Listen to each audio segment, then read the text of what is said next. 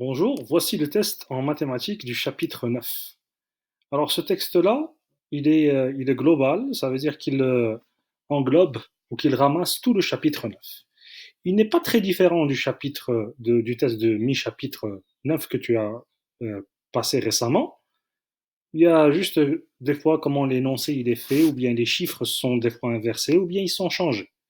Alors si tu as bien compris le test de mi-chapitre 9, il n'y aura pas de problème pour compléter celui-là. L'exercice 1, tu dois savoir en fait laquelle de ces multiplications ou bien laquelle de ces questions-là sont, euh, euh, sont des questions que tu peux résoudre avec une multiplication. Okay, le même travail, tu l'avais eu dans le test de mi-chapitre 9. Alors, lis bien l'énoncé, puis assure-toi qu'il y a des chiffres qui se répètent pour que tu puisses utiliser une multiplication. Ça, c'est un indice que je te donne. Le 2, donc là, ici, tu devrais le surligner. Et le 2, tu devrais faire une multiplication verticale. Okay, verticale, ça veut dire qu'il y a des chiffres en bas des autres. Et ici, tu écris la phrase parce que on t'avait posé une question. Si tu vas remarquer ici, dans chacun des énoncés, il y a une question. Donc la phrase, c'est la réponse à la question que tu vas résoudre. Le 3 fait les multiplications d'un nombre à un chiffre par un nombre à 2, 3 ou 4 chiffres. Ça, c'est les nombres à 2, 3 et 4 chiffres. Ça, c'est le nombre à un chiffre. Cela. OK? Donc, ça, c'est des nombres finissant par 0. Donc, c'est assez simple.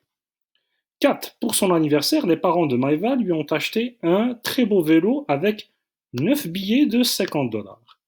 Combien a coûté le vélo de Maïva? Fait une multiplication horizontale. Horizontale, ça veut dire qu'elle est comme ça, en ligne, en forme de horizontale, on entend horizon. Et l'horizon, c'est une ligne. Donc, c'est des chiffres à côté des autres, pas en bas des autres. 5.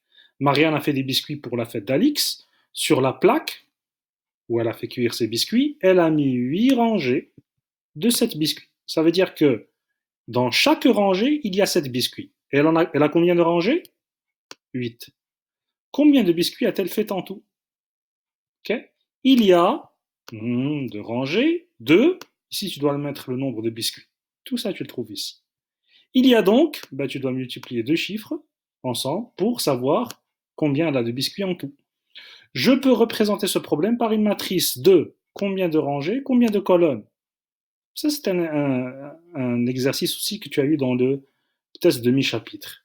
Alors ici, tu vas suivre à peu près ce que tu avais fait dans ton ancien test. On t'a donné une grille, mais tu ne dois pas la colorier en entier. Tu dois colorier ou la remplir en jaune juste les cases qu'il faut. 6. Fais la multiplication en décomposant le nombre à deux chiffres. Ça, c'est le nombre à deux chiffres. 19.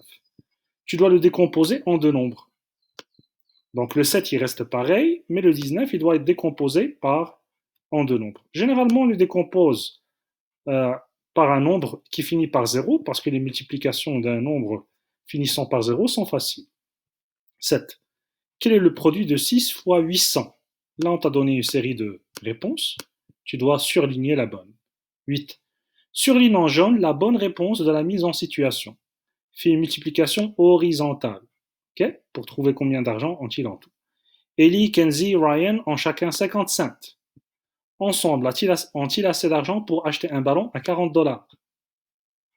Oui, ils ont assez d'argent. Non, ils n'ont pas assez d'argent. Fais la multiplication horizontale.